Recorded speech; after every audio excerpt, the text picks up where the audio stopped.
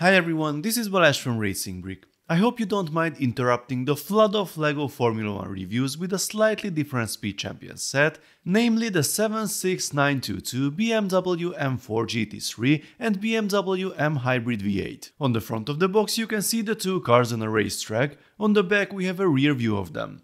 At the bottom you can see some details about the cars, and on the side you can see the life-size versions.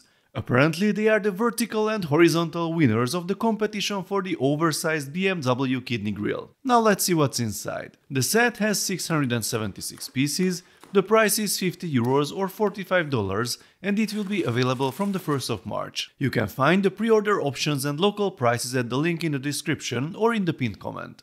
We get 7 numbered bags, a separate vehicle base and an envelope. There are 2 manuals inside, with the bag numbers on the cover. Finally, great move by LEGO. And not 2, but 3 sticker sheets, hooray! Just to be clear, we have 71 stickers in a box of 676 pieces. I don't know where to look this up, but I think this set single-handedly wins the sticker-to-piece ratio contest. And since some of you have said that I complain too much about the stickers, let's say this is totally fine. After all, if you buy this set, you should definitely see what to expect on the box, so let's move on. That's the parts list, you can pause and check it out if you are interested, and now let's start building. I really like the outfit of the driver. The black leg with the black stripes on the torso looks really cool.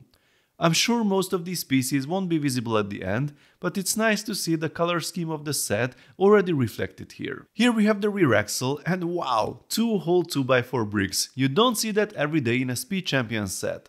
After some interior detailing, here comes a bracket that looks brand new, and I put our first stickers on the assembly.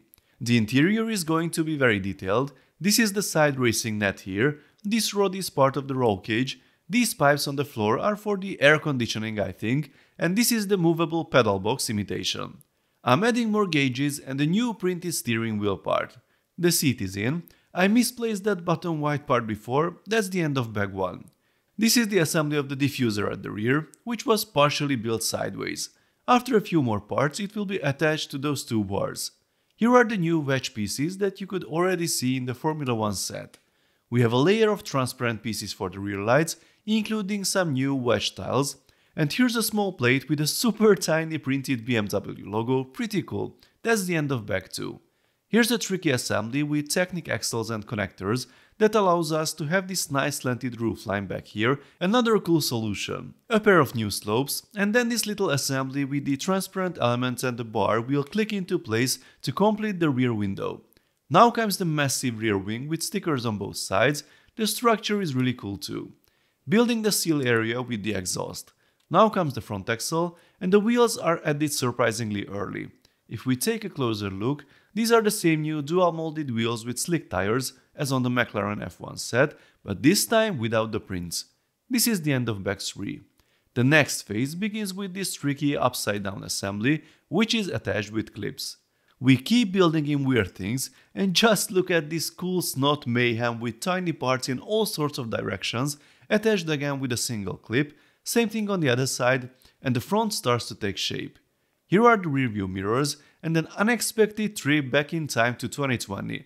I think that was the last time we had to put a sticker on a Speed Champions windshield piece. This might be the only uncovered element on the hood. All that's missing are the 2 rear wheels, and the car is done. Now for run 2. This driver has a similar suit, but this time the base color is red. The basic structure of the car is pretty different, it's actually quite unique. So far all we did was simple part stacking. This might be your first complex assembly with a printed 1x1 tile in the middle. This is the build at the end of bag 5. In bag 6 we add these hollow pieces to these bars on the side. The first stickers on this car, 2 on 1 piece actually, and many more to follow.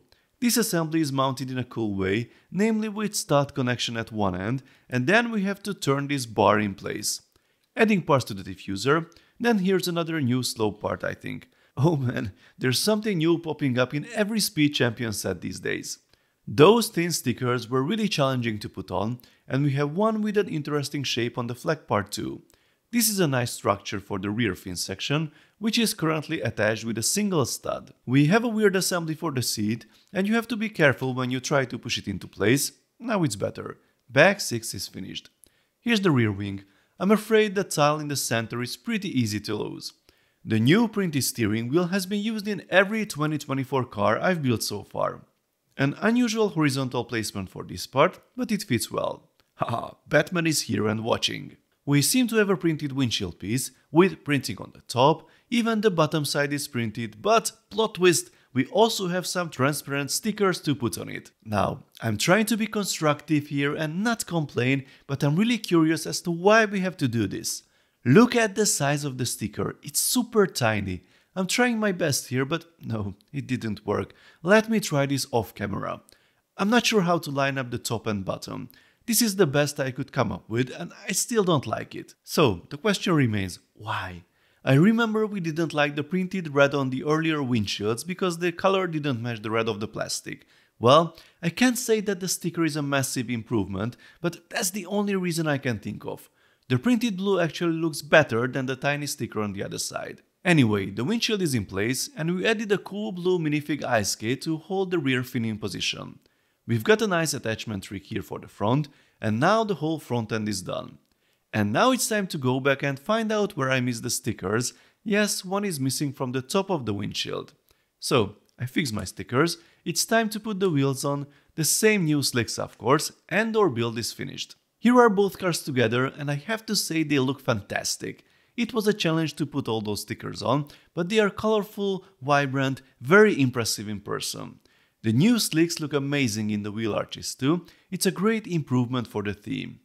I definitely like the M4 GT3 better.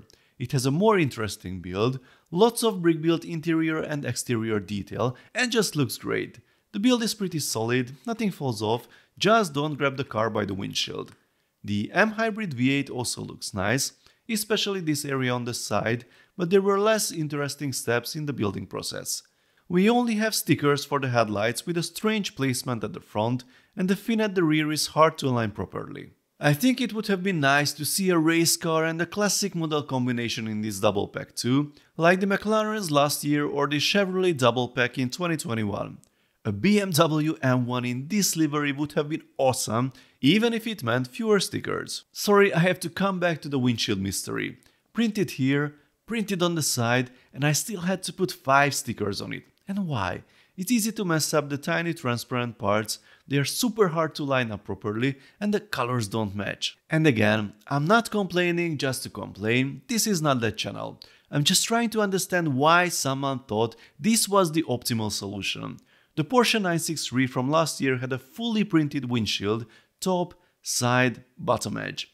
Okay, the red wasn't the best, but again, I can't see any improvements on the sticker, there are no benefits, only disadvantages. Anyway, if anyone has ideas, let me know in the comments. The double pack costs €50 or $45, that's €5 and $10 more than last year, but the double packs have a strange pricing with inexplicable differences between releases and countries, just look at the prices in 2021. Pre-orders start in Europe around €40, other countries will probably have to wait a bit until they get better deals. So folks, please let me know how you like the cars, whether you are happy with the model choice, the look or the build, let's talk about it in the comment section. If you enjoyed this video then please give it a thumbs up and don't forget to subscribe with notifications as more exciting LEGO videos are coming soon. See you next time, bye bye.